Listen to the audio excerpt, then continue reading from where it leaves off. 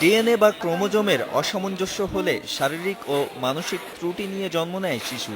একে বলা হয় ডাউন সিনড্রোম। এ ধরনের শিশুর চোখের কোনা উপরের দিকে উঠে থাকে, নাক হয় চ্যাপ্টা, কানের আকার ছোট হয়, জিহ্বা বের হয়ে থাকে, লম্বাও হয় না, বাধাগ্রস্ত হয় মানসিক বিকাশ। গ্রোথটা কম, আর কথাটা বলতে পারে না স্পষ্ট করে আম্মু।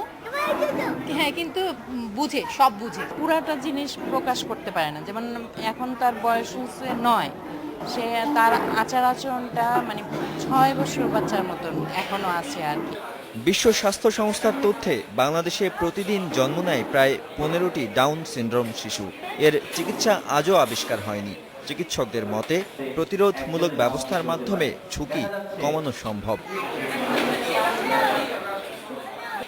11 থেকে 14 সপ্তাহের মধ্যে গর্ভের বাচ্চার ডিএনএ পরীক্ষা করে নিশ্চিত হওয়া যায় বাচ্চাটির মধ্যে ডাউন সিনড্রোম আছে কিনা।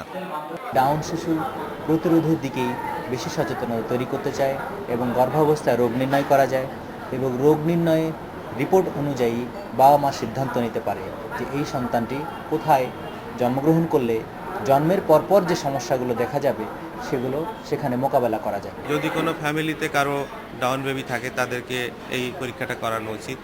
তারপরে বিশেষ করে যে সমস্ত মায়েরা একটু অধিক বয়সে সন্তান নিচ্ছে তাদেরও কিন্তু এই পরীক্ষাটা করানো উচিত।